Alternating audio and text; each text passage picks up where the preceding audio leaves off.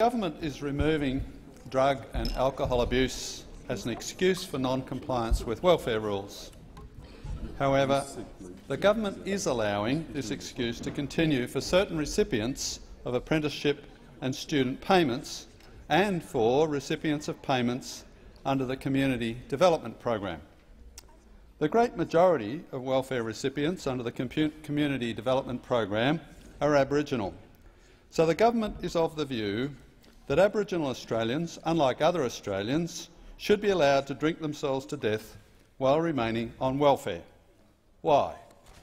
Is alcohol and drug abuse good for Aborigines but bad for other Australians?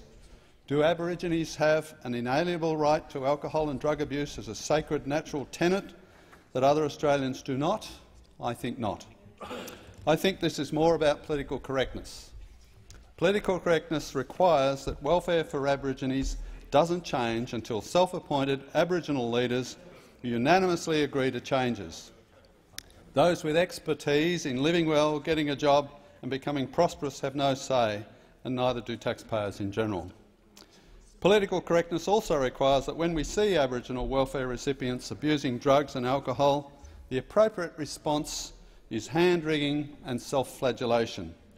In contrast, when we see other welfare recipients abusing drugs and alcohol, we can be clear-headed enough to consider responses that put obligations on the welfare recipients, rather than treat them all like hopeless cases.